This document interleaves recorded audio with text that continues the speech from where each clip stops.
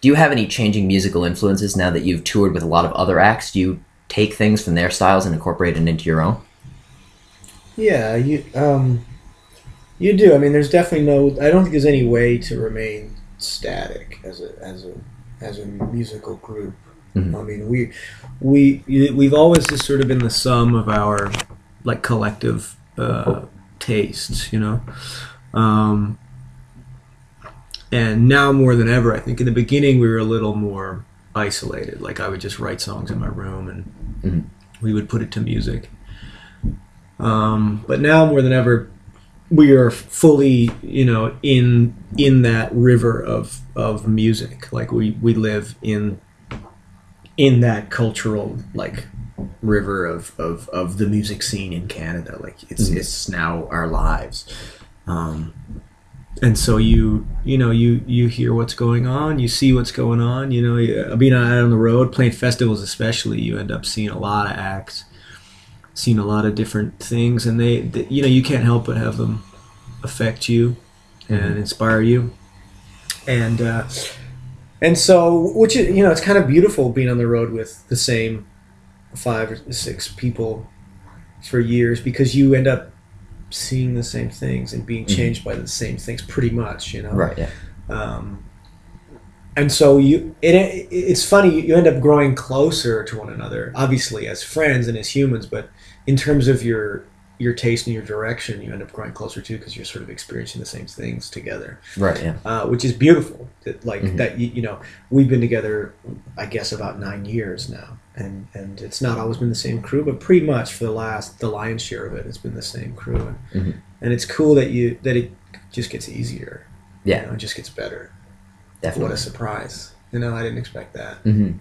And do you still have when you guys did Seeds? You said that Tony Dubin had to rein in a lot of the sort of thing you do, where you make a song sort of, for lack of a better term, more epic as the Mm-hmm. song goes on. You bring it to another level instead Mm-hmm. of what Tony wanted you to do, which is just sort of let the groove breathe a little bit. Yeah. Are you still fighting that urge, or is that experience like really changed that in a more permanent sense? Yeah, I think that working with Tony definitely had that effect, and I think just I don't know, just continue to be working on music and listening to music in a critical way. Hmm.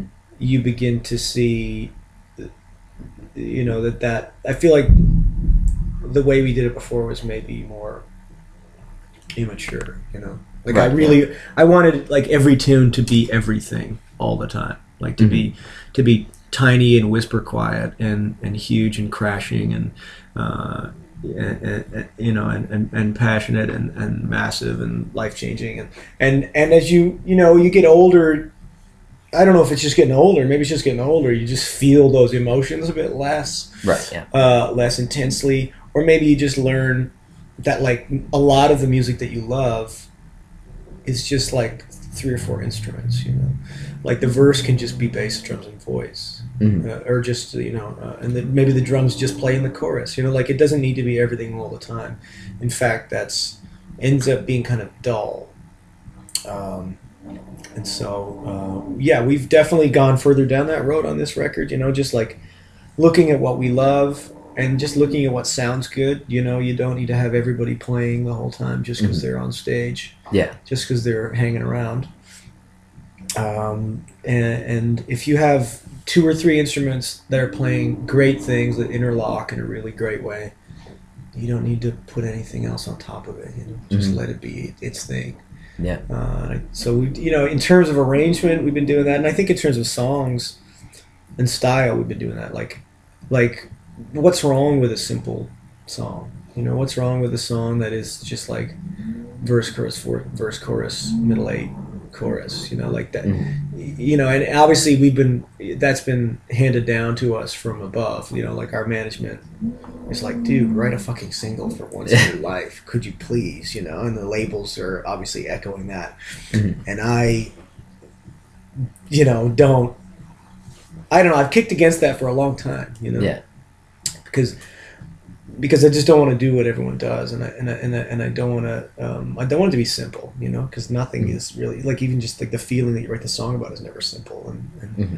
but I can see the beauty in that, you know. and like it's a formula that works, and I never think about things formulaically, but like sometimes that's just what happens. You know, that's just that's what comes out, and we just sort of embraced whatever happened, you know, and embraced simplicity, and embraced you know, a great groove or a great catchy melody. Just let it be itself. Don't try to overcomplicate it or oversaturate it or darken it up or try to make it cool. Just let it be, you know? Yeah. And you said in the past that when you write a song, part of your process is you change it around a bit. Try to play it in a few different ways. And this is something I've heard echoed by other musicians. Josh Homme of Queens of the Stone Age plays all his songs backwards. Just in case it sounds better backwards. Huh. And when do you know... Like the arrangement of it, like verse, chorus, that sort of thing. Oh, I think he actually plays literally like his guitar riffs in backwards. Oh, that's intense. Yeah, but when do you know, like, when you're doing all these changes to a song, when is enough enough? How do you know when a song is really done? I mean... that's sort of dictated by the schedule, you know.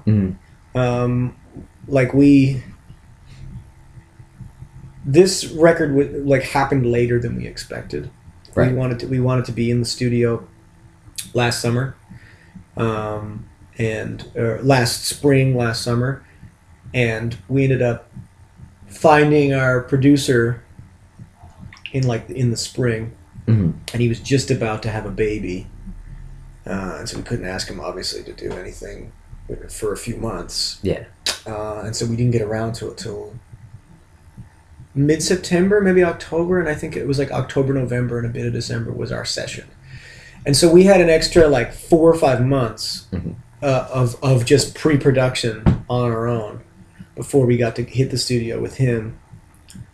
And, we worked our asses off like we are wont to do, because you have a big record coming up, we all just are professional about it and want it to be the best it can be.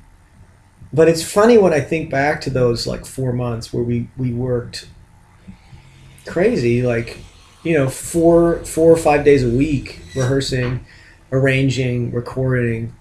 We didn't actually get that much done, we were just kind of spinning our wheels, and we tried different things. I mean, I'm really glad we had the time, but my point is you can work forever on a song, right? And until someone's until you're in the studio and it's laid down and you're out of time to work on it, that's when it's done, right? Yeah.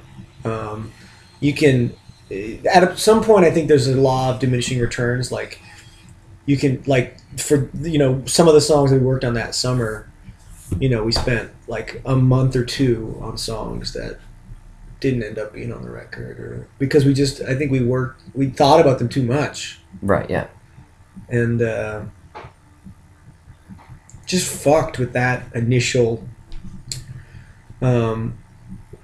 impulse and power of a song, if you nitpick and theorize about it too much, you can lose the actual feeling, ethos, or whatever of it, and that's never good. It's never that good. Right, and I've seen you guys actually sort of modify something after it was done. I mean, when you play Welcome live, sometimes you add in an extra verse of lyrics. Yeah, I love doing that. Is that just something you like to do live, or was that sort of the version of the song that you actually would have preferred to have on the record if it was an option? That was, I did have a much longer bridge, and it got cut. There was a lot of things got cut, Tony was into cutting stuff on Seeds. And Marcus did on this one as well. He would suggest it. And, I can't say no to everything. Right, yeah. Then I would be, we'd have a producer there for nothing. And I, would just be very difficult to work with. And I realize, when you're really close to something, like I was just saying, you can lose sight of what makes it good really easily. Right. And so you try everything. Mm-hmm. And if it totally disgusts you, then maybe you pull back and don't do it. But if you see the merit in it, then you go down that road. You kind of have to trust your producer. And so, yeah. But there was several things on Seeds that were cut that, in hindsight, I didn't really agree with cutting, and so I just decided to throw them back in live because that's our prerogative. We can do that, and people find it interesting, and I would find it interesting as a fan watching a band that have like an extra verse. Like that's real sweet to me. That's like exciting. Definitely. Yeah, and I mean, occasionally I do add things after. Like I've definitely added verses in other songs like that were never there before. Yeah, I like that. I like that stuff. And can you write on the road now? Because that was something you had talked about on multiple occasions, having trouble with, and it seems like at a point you had just sort of given up on writing original songs on the road. Is that something that you just sort of leaving until you get home, or do you try to work on that? Is that a skill that you feel you can improve on? No, I've given up on that still. I think like someday soon I'll be able to go there. But I had to give up on it just for like being on the road. I had to give up on being so hard on myself for not writing. Essentially, it wasn't that I was writing and it was hard. Is that you just can't write on the road, like at the level that we are at and we have been at. Like you're in a van all day. With like 7, 8 other people, and even if you're all being quiet, which never happens, you're not alone, and you don't like you're not open to the message. Like your whatever your mind channel is not tuned to receive thoughts like that. Right. Yeah. Like you're just in social mode, you're in travel mode, you're in performance mode. I find it hard to go into writer mode and to get to that state of mind, which this record is actually about that quite a bit.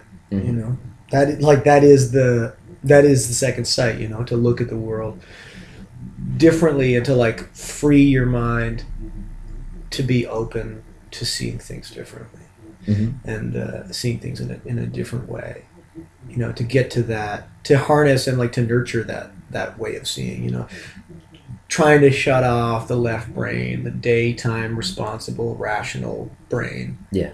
And be open and listen to your intuition and your body and your sort of writer mind, like to tune yourself into other things.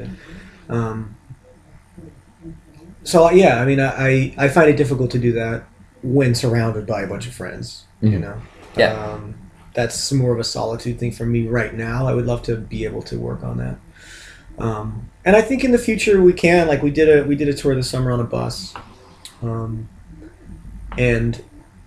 the bus is great because you sleep while it drives and you wake up and you're there because there's a driver. Yeah. And there's beds. And so when you wake up and you're there, like everyone kind of scatters because you don't just hang on a bus all day. Yeah. But if you don't scatter, like me, then you actually get to work in the back, Yeah. And there's a bit of solitude. And I could foresee a time, maybe, if we continue to travel like that there might be able to, I think, because it'd be great. It'd be a beautiful thing. It'd be a real, like, blossoming of possibility to use, like, moments of travel and of performance and of your life on the road, to use that and to put it into music. I think would be great. I think you experience a lot of things, and traditionally it's always been like experience all this shit, come home, lock yourself away, and maybe some of that will filter through and you can write about that somehow. Yeah.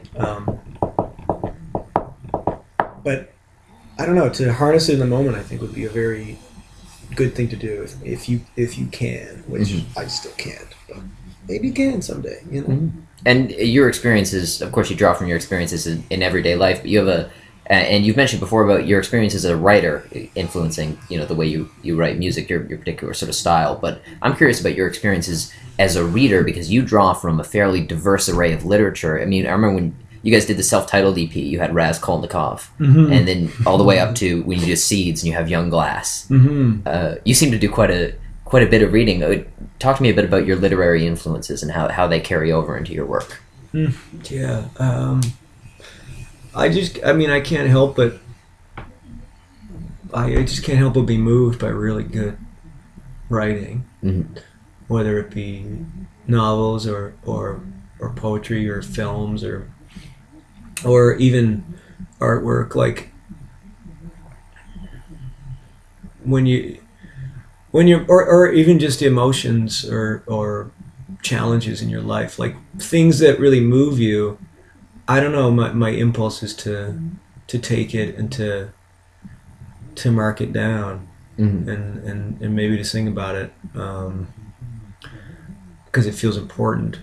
It feels like song worthy, you know, like sing worthy. And yeah, writing is reading has always been a big part of of just your psychic life, like what goes on inside your mind. And I find myself increasingly over the last few years like very busy, very unable to read as much as I would like to. And I hate that. I need to read more. It's like it enriches your life to such a degree that it's almost impossible to see how people can live without it. Like, you know, you have friends who just like never read. They just never read a book. But I feel like readers have this like, it's a secret like life. You have this secret life. Like everything you see is imbued with so much more meaning. Like because you just read about something like that, and it just enriches everything. And I would never want to live without it. And I should fight not to live without it because. You know, you get your lists of things that are on your shoulders, and it's hard to get them off. You know. Now, I'm curious about these sort of carrying on this theme of other artistic mediums like writing and or sort of I guess more traditional novel writing. And you've had some interesting experiences dealing with the idea of the music video, and that like I know you're not crazy. We'll say about the video for Red Heart. Certainly not. For instance, but of course there are other videos that you. I think you're quite pleased with the video for Bandages, for instance, because I know listening to you guys talk about how much hard work it was. And what's it like having a video like Red Heart out there? What's it like having something that represents your music that you don't feel represents you artistically? It's not good, you know. It's definitely something you don't want to dwell on. There's like this age of the media, you know, of the explosion of video and everything. You can't really get away from it. Like there's videos online of us performing badly, you know, performing new songs that are just don't show it very well. And to be honest, I try to just ignore everything like that. Like I'm very bad at tweeting.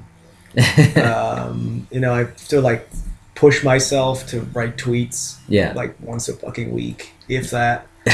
You know, some people really embrace it, but to me it I don't know, it's almost like it pulls you out of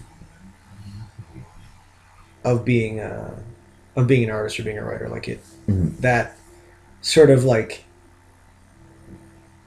public attention, immediate judgment, that whole scenario is like the opposite of what you want, for me anyway, as a writer. Like I feel like you're constantly fighting to not have people over your shoulder, just mentally, what you write, and that is like inviting them all in, you know. It seems like, so I fight. I mean, I know I'm supposed to. I guess I'm supposed to. I don't know. I like the idea, but I like reading other people's tweets sometimes. But anyway, we're not talking about Twitter. What are we talking about? Just music videos and the way you're represented. And but you have, I mean, you struggle with music videos, you know. I mean, you have some ones. You have some great ones that you're. I actually like the video for Red Heart. See, you know, the thing about video, and I think filmmakers of all kinds, I I respect them, and I kind of feel sad for them in so many ways, because you have this idea, you know, like the idea for Red Heart was sort of my idea. Like I had this idea of to have us just like have a gang of people just digging a giant hole, and just digging a giant hole, and you don't really know why, and they find artifacts along the way, but they never really find what they're looking for, you know. And it's just like an obvious metaphor, people going out looking for stuff and not being able to find it, you know. Was it a little more of a community-based video you almost wanted? I mean, you do that kind of thing where it's even in your sort of you know, songs that have that sort of sad touch on them, like Bandages, it's very much a community-based video. It's very much a positive message on a visual level. Did you want Red Heart to be a little less grim, almost? Because it's pretty grim. I mean, like, you know, it's hard. Sometimes you can't just. I mean, you can't make a video by yourself, you know. Mm-hmm. Like, I don't know how to make a fucking video, and so you need to work with people. And you have this idea in your mind, and it never ends up being that, you know. Like, I think video, just as a medium, like film as a medium, it's never what you imagined, right? Because it's so visual, and you imagine it visually. And then when you find the house that sort of looks like the house, it doesn't really look like the house. And you find the actor that looks like that will work as the lead character, and they're never really what you imagine. You know, like it's just a series of compromises. And so you imagine one thing, and it never ends up being that. And I feel like, well, like you say, I think some people do like it. Some people end up liking it because they never saw what you had in your mind, you know. Right, yeah. And it's hard to bear that in mind. I mean, I'm struggling with videos right now. Like, we obviously have to do a bunch of videos for this new record, and you know, I usually have the idea for it, and because that, you know, we've had videos that we've shot entirely and then just not used because like they're not. I don't feel they're good enough, you know. Right. And we all just feel they're not good enough. And that's horrible. I mean, they're expensive fucking pursuits, you know. And you put a lot of time and work into it, and it's hard to say no at the last minute. Right. Yeah. You know, it's hard to be like, it's all done. We're not using it. You know, it's like whatever it is, $30,000, whatever it is. Like, no, let's throw it away. It's terrible. It's horrible. And so, like, I get really, I don't know. I get really. I think bossy is kind of the wrong word, but like I really want to be involved in the development of the idea. Anyway, sometimes I just have to like back off a little bit. Right. You know? But anyway, videos. Yeah, I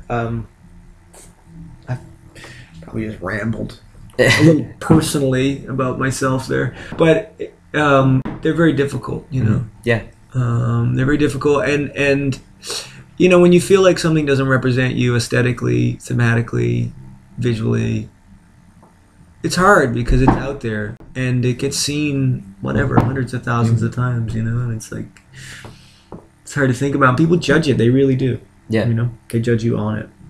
So it's a challenge, you know. It's, but we're working with some great people right now. Yeah. For some new videos, and I think they're going to be good. It's going to be good. In terms of your live experience, a bunch of years back, you sort of said you sort of wondered what exactly it was. Like, obviously your band has a great reception live. There's something about the energy and the way it's done. People have always loved it, even since the very, very earliest days. And you didn't really know what it was exactly. You couldn't really put your finger on an element that it was like, this is it. This is what makes our band distinct live. Have you come to discover that a little more? No, it's weird, this like self-analysis stuff that you get asked. Like, it's like someone asking you, like, I don't know, about like your writing style or about how you dress, like, or something. Yeah. Say, I don't know, I just dress like I want to. Like, we just do what we do, you know. And and people like it, and we've always been a really reactionary thing, you know. We've always like, oh my god, you know, things are going well, let's keep doing them. I guess. Sure. It's never been like, what are we gonna do? What's gonna be our thing that's gonna make us like big? You know, it's like that's never really been a consideration. Or, which has something to do with the fact that we're not terribly successful. But I think in terms of the live thing, I still don't really know. I mean, I just know that we come at it, and we try to just get inside the songs and let the songs move us, you know, and move through us, and I think that's the only way you can really expect other people to be moved, you know. Right. So it's not intentional in the same fashion that the music video is, where you sort of have to sit down and think about it and maybe stress about it a little bit. It comes a little more naturally to you. Yeah, it's you playing the songs that you wrote to play. Mm-hmm. You know, it's way less self-aware. And it's, you know, the great thing about performing is that it's just like momentary. It's fleeting and then it's gone, you know, except for the fact that it's fucking recorded and put on YouTube. Yeah. But like that experience is so freeing. It's so good, mm-hmm. you know. That you don't have to, like, occasionally we do performances and they get recorded, like audio and video recordings, and those are the worst ever performances, you know, because you're aware, right, that there's like that is being recorded, yeah, and that it will be there in perpetuity. And it's sort of, I mean, it's similar to like the Twitter thing or something. Like it feels like it goes against the essentials of the experience. You know, like you should let the song come out of you now as best as you can do it. Get inside the character right now and be moved by it, and then just move on. You know, mm-hmm. Yeah, and not go back to it over and over. Consider it like how you could have done it better. You know? Yeah. So yeah, I still don't really know what makes our band good live. Mm. When you're up there, do you feel the same sort of tension you used to? I remember, I'm paraphrasing at best, a bunch of years back you used to say you felt really intense when you performed. It's something about the energy. I'm not sure if it's a tension or what exactly was going on at that time in your very early musical career. Are you still as tense, or are you more relaxed now? Definitely more relaxed than the early days. Yeah, I think it's a little more balanced actually now. I don't think you should be so tightly wound all the time. Right. Yeah. On stage, it doesn't necessarily make for the best performance. Definitely doesn't make for the best sounding performance. Mm-hmm. Yeah, I think we're all a lot more comfortable right now. Yeah. But still, there is a tension, and like you know, I think we've done our jobs if the songs have a drama in them that will sort of like move you, like I say. Right. Yeah. You know, so things can get pretty intense up there, but it's not like you're not on 10 the whole time. Sure. You know, just snap in half. One thing I try to ask everyone, just because it's just something that I'm personally curious about. My primary role has been as a film critic, and I'm always curious what artists' relationship with the critical community is, and how they respond to the critical community, how they sort of deal with it on a I guess a personal level. Well, I mean, it's not very different from a musician, really. Like I think you both listen very critically to music, you know. And most critics have been really good to us. Yeah. And most critics, I think, it's like almost the wrong word for them, like critics, because they're like really lovers of music more than anything, and they can sort of love everything.